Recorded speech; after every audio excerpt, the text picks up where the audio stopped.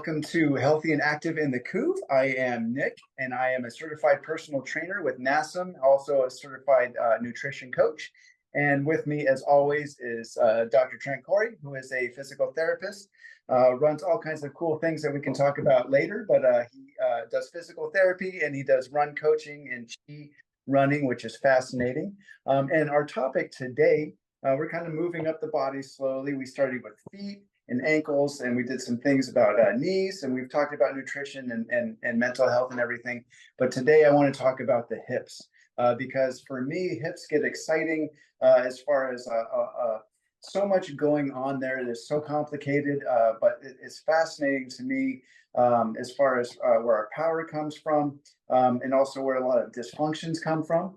And some of the things I like to visualize as far as the musculature is kind of like a um, uh, a cable bridge, a suspension bridge. That's what the words I'm looking for, where everything is a certain balance, and if one part of the suspension cables get out of balance, then everything else has to compensate. So I want to talk today about the muscles below the hips and above the hips that cause certain imbalances, and I know that that's what you deal with every day because that's what I deal with every day. So let's talk about today. That's awesome, Nick. Thanks for the intro, and that's really it's going to be a great conversation as it always is. I love talking about different body parts and how everything integrates. Right? We always talk about as an integrated whole. Right? We've talked about this from before. Even you have a foot issue, we got to look above and below, and you can't look too far below the feet, but you get the idea. So, but anyway, trying to get a perspective on what's happening at the hip. Obviously, its cousin and really close partner is the pelvis and how everything needs to work together. And obviously, that will also impact the lower back. So, a lot of people may have what's a low back issue, and then they find out actually it's just lack of hip mobility. So, every time they're walking, they're causing things to get out of whack. They're not extending as far back through their hips, so now their back has to take part of it. And you probably see that a lot, Nick, with like bridging and that kind of stuff. Everybody just kind of thrusts through their back, where a lot of times they're just really tight as a drum in their hip flexors and their quads. And so getting those muscles loosened up is a big part of it. So just looking at it as a whole, and think about as the analog to it would be your shoulder. The hip, is a ball and socket joint at the glenohumeral joint, but also it's actually a series of four different joints. It's not just the ball and socket, which most people think of a shoulder. They're just like, this is my shoulder, my arm, right? But we're talking about all those parts moving together. But same thing with the hip. We're talking about the hip today, I know. But like, let's talk about shoulder. We'll talk about that later. But basically, the hip socket is actually like the glenohumeral joint in the shoulder, and that your pelvis, the position of your pelvis. So if you're standing, and you're tipped forward, that's going to put your shoulder, or that's going to put your hip in a bad position that may cause things to pinch. So we want to think about all that working together. And a lot of times there's certain muscles that may be weak. Maybe it's actually in the core that we need to work on to create the better position for our hips to work better. And then also just like working at all the windows of the capsule as well. So like, we got the ball and socket. A lot of us, because we sit all day, that the head kind of sits forward in the socket. So then when we try to flex our hip, we actually pinch against the acetabular, the cup. So that creates the pitching that a lot of people will experience. And then they don't have they don't have a very good ability either crossing their legs or, kind of going, sitting in a different position, sitting on their feet or that kind of thing. It's hard for them to do that because they just don't get into those positions all day. And so a lot of times we'll find ways to mobilize that in PT, but also just general exercises that we just need to get things moving. And then that kind of cascades to other parts as well, to your knee health as well. We do a lot of hip mobility stuff and all those things. So it's such an important part of the body. Like you said, it's such a driver of power. A lot of people, because they don't have the mobility there, the joint is actually ball and socket. It's made for mobility. It's actually made to move around. But a lot of people, it's just so stuck. And so then those other parts, like for your knee is made for stability. But a lot of times because your hip's not moving very much, or actually, maybe it's your foot and ankle, that's going to cause your knee to twist too much because you're not getting that motion through your hip. So something has to give. And then we have a knee problem because it's actually because your hip's going on. And the same thing we see in the back. The back is made for mobility, and a lot of times we're not able to move that very, or you're moving that too much. Your back areas are actually made for stability, but we move it too much and then cause problems. So hopefully that makes sense. One of the things I find often, especially even in myself, is when one side becomes hypermobile, the other side typically becomes more locked. So, like for my hips, my right SI is hypermobile, and my left side tends to be more locked. But I find that above and below, like you were just describing, one side, like say your knee, becomes hypermobile, and then something else gets more locked.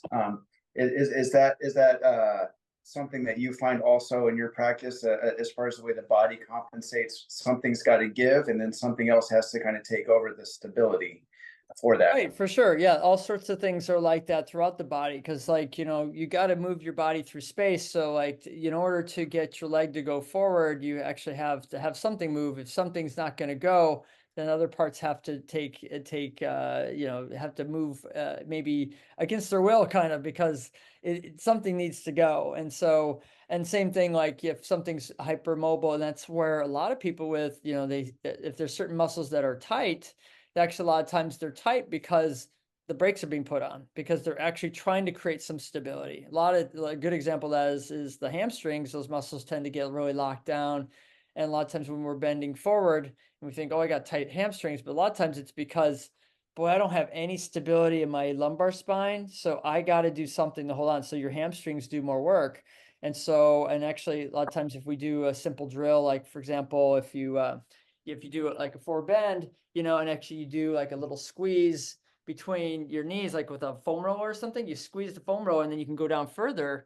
It's a lot of times Right. because you've created some core stability of the muscles that give it a little bit of a feeling like, okay, I'm okay now. And that creates that ability to not be putting on the brakes as much. So that's kind of a big thing. This is something I've always wanted to talk to a doctor about, because I see this on Instagram, which is, and social media is awesome, but you have to filter it out. Um, and I follow a lot of other doctors and things like that, but I want to talk about the mesenteric root at your core and things like that, because you just mentioned that once we add that stability in there, and the mesentery right around like the fascia that's all around like our organs and intestines and everything going around, we can activate like from the deepest parts of our core that actually, according to this one physical therapist I was watching, he was describing how when we activate all those things that down at the center, that fascia kind of helps us to support everything, and even the hip sockets itself start to get more room because they're stabilizing, and then the tension in the hips start to shift, which takes the length that that's being either probably too much at the hamstring to not pull as much. That gives more opening of the hip joint and then less length of the hamstring, which actually makes you be able to go Yeah. longer. I just love to talk about some of the mechanics of what you were just talking about, maybe a little bit more in depth. Yeah, I mean, it's just like, proximal stability creates more mobility, right? So that's kind of what you're talking about. The more you draw in some strength and from a center area, use the analogy of like a crane that's kind of, doesn't have very much stability here. You're not loading it down. It goes to lift something up and then the whole thing goes because you're not stable from a firm base. And so, creating that firm base kind of creates that ability for you to have this centeredness to it, and then the whole interconnectedness of that fascial system kind of weaves throughout, from shoulder to opposite hip and down the back, and it goes different directions. It winds around all throughout our whole system. So it's like a whole body glove. It kind of, weaves on each other. So the more we can kind of stabilize from there, the less the other parts have to take on that load, because that especially from the center is being moved better. And that's kind of what we talk about in chi running, chi walking, is like, people have these calf strains, hamstring strains, quad issues, knee pain, etc., because they're straining so much in their legs, when actually when we can draw in from our center, make those muscles work and move from our center, now we can actually have the right positioning for our legs to do much less work. And so it becomes easier for those to work. So it just gives some better stability for those parts to feel apt to move better because it doesn't have to do a job that, it doesn't have to do the job anymore because it's been taken and it's been done by the part that's supposed to be doing it.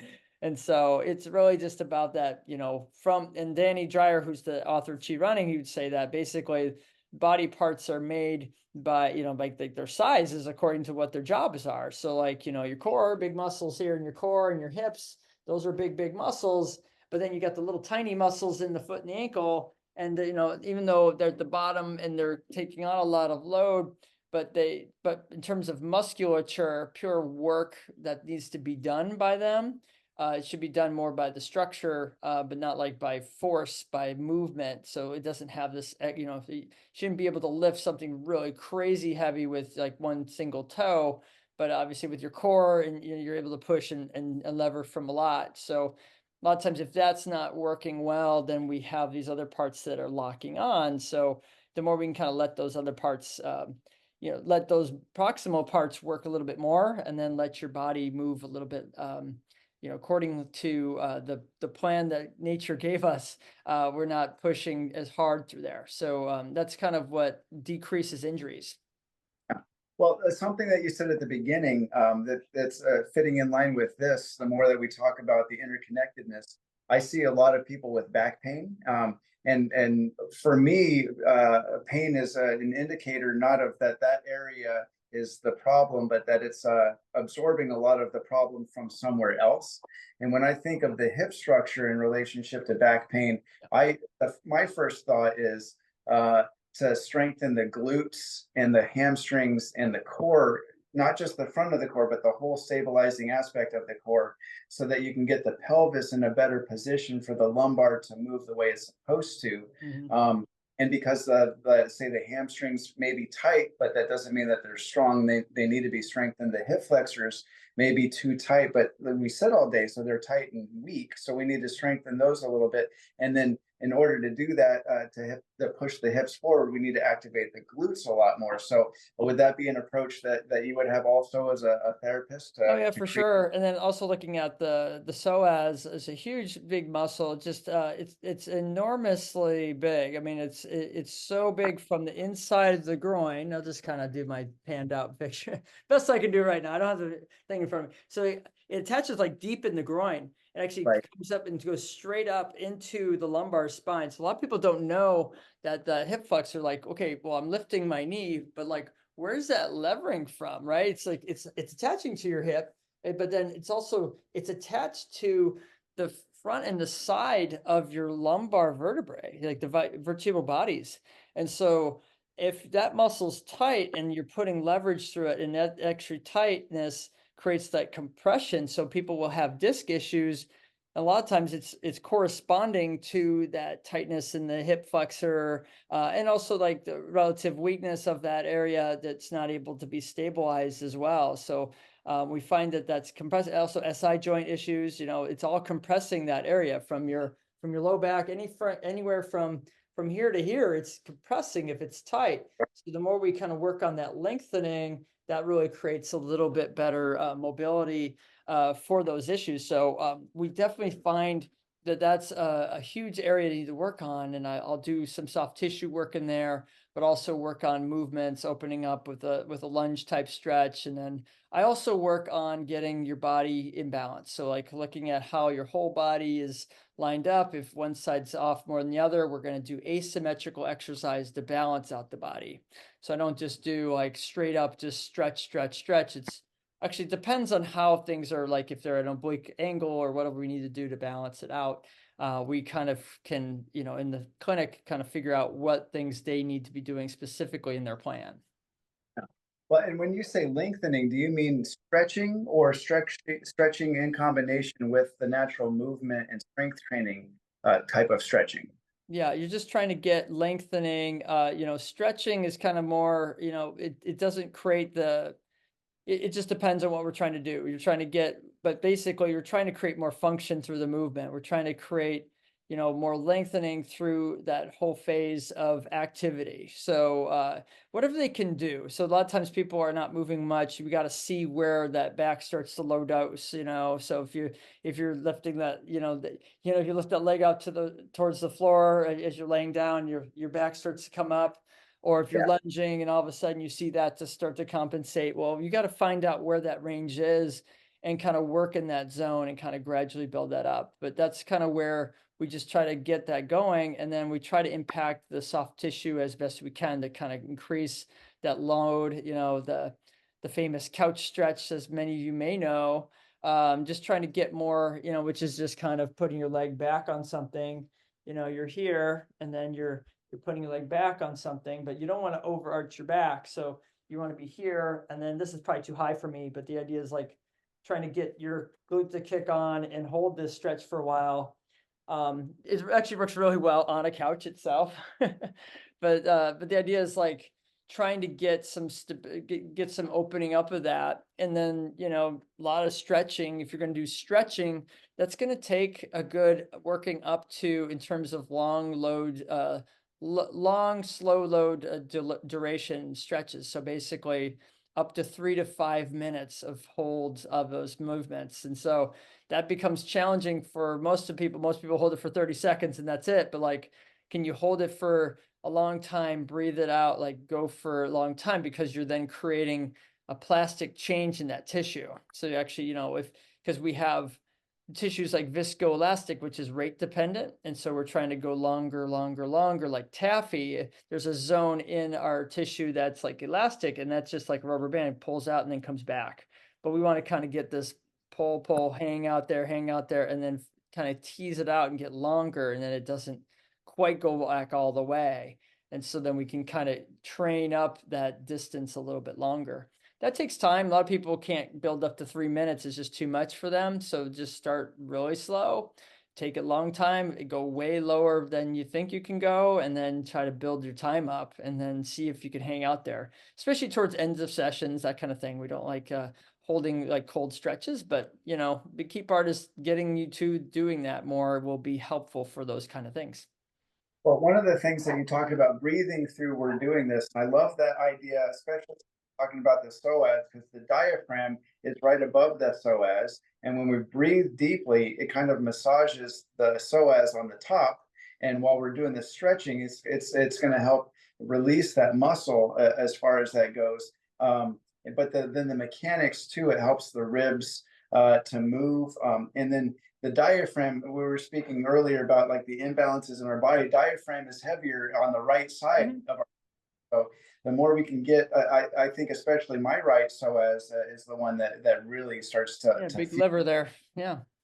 at the liver, the big old diaphragm. Yeah. So we're automatically asymmetrical. So we've got to do a lot of these balancing works, especially if we sit all day and our hip flexors get tight, we have to do more glute work to have our hips push forward. So it's one of my favorite things to do is to as I teach anatomy a little bit, just because my phrase is, if I'm not teaching, I'm not training, truly. So if somebody can know what they're doing and the reasons behind it, and maybe even a little mechanics and a little bit of anatomy, then I've done a little bit of a better job, so that they know when they go home what to do. You got But it. yeah, it's fascinating. So breathing is so key for while we're doing a lot of these emotions. And I tell a lot of my yoga class too, is like it helps us get out of fight or flight. And then our nervous system isn't so tight, so to speak. So we can get deeper into these stretches and we can breathe through it a little bit better. But Yep. yeah, I just love that you're a fellow breather also. Oh, yes, we all are, right? It just depends on how conscious we are of it. Main Yeah. thing is just trying to be relaxed into the things and understanding what the signals are that we're giving our bodies, and like doing stretches and holding tight isn't really probably creating a you don't own the position unless you can breathe through it normally. So that's kind of what I teach folks, is just trying to relax into that and let that go a little bit more. And a lot of us, a lot of the folks who I see are runners, or they're really hard chargers, really want to get better. They're really motivated to do things. And Actually, a lot of times, the key part I have to tell them is the stuff that they need this, that they just need to relax more, right? They need to actually do less with certain things, and actually less is more. And so it's a really good exercise. And that's something where, and seeing my clients knowing, getting them to realize, like you said, to teach, but also getting them to realize themselves and their nature, what they tend to do. And they go, oh yeah, I totally like always want more out of this. I want to try to push further. I'm like, no, this is where you're going to hang back, and this is what you're going to do this for a little while. And you can kind of, and then get feedback. Hey, can you notice how that's getting easier now, actually with doing less? And then they understand that better. And so it's really just trying to understand that person. That's what I kind of find more as a personal challenge. It's actually been really enriching to my career, as I've learned, how people tend to operate and how they, trying to attack an issue, and just wherever their reference from the world is to create the solution to their issue, giving them a little bit of a questioning model, let them figure out where they tend to organize their thoughts around how they move and that kind of thing. And get them to learn each session. So you're right, learning is a big part of the whole thing. Awesome. One thing before we run out of time, we talked a lot about like pelvic position, indirectly with the psoas and the tension in the hip flexors and glutes and everything. Yeah. What about internal and external rotation of the hips and the femurs also? I know I see a lot of my clients who are aging, we tend to lose internal rotation a lot. Is that something that you see consistently with the aging population? Yeah, typically, yeah, there's a lot of dysfunction with that. They don't have enough range of motion through there. A lot of times we're just pinching in the front. So a lot of times it's not just it basically has to do with like where that joint's kind of sitting and where they might have degenerative changes inside the hip joint itself. And also, but sometimes it's just about positioning where we need to get moving through the back. And a lot of times looking at the QL, the muscle in the low back, is a big one that kind of creates this tilt as well. So we try to look at all those pictures and see what we can do.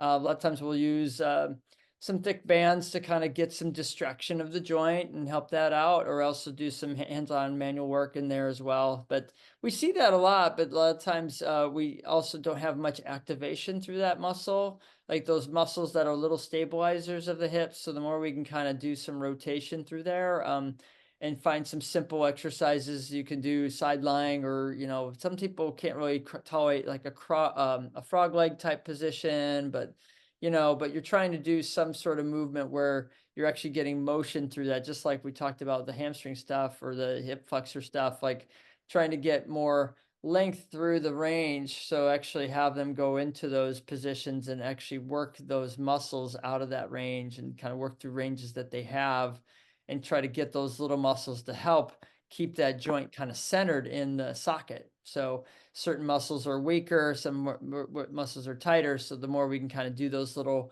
rotational movements are good. So, like kind of like a reverse clamshell, but not quite. There's certain exercises we do to kind of work on stabilizing and moving your feet out away from your body. Maybe you have a foam roller between your knees and you're laying on a wall and you're putting your feet apart. Those kind of things can be really helpful for people, and just need to make sure they're well tolerated. You don't want to have that pinch happening routinely. The 90-90 side lying stretch, you're kind of going side to side, going 90-90.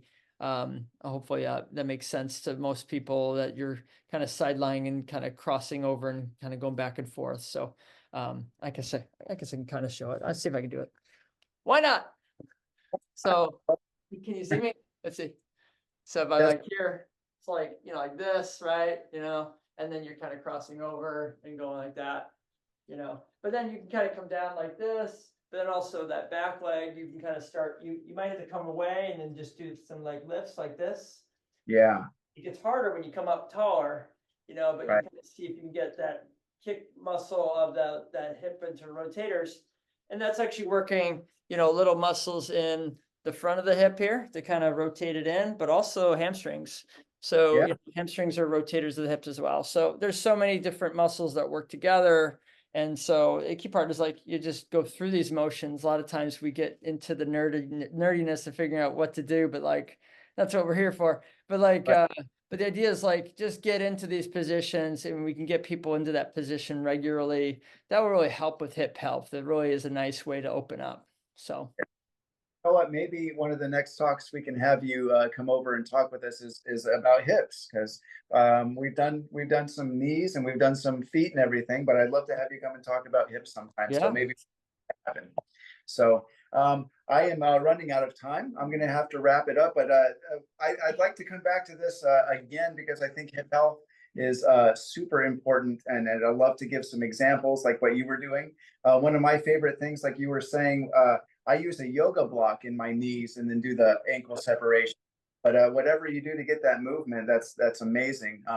But I also the next talk about hips, I want to incorporate the shoulders because they're so significantly similar and connected. Like you were talking about the Mhm. fascial sling. Let's have that a talk maybe in a couple months, so we're not having the same subject. But that was a fantastic discussion. I loved it. And yeah, I look forward to the next one. Awesome, Nick. Thanks so much. It was always a good talk as always. We'll look forward to next time. All right, sounds good, Trent. I'll see you. Awesome.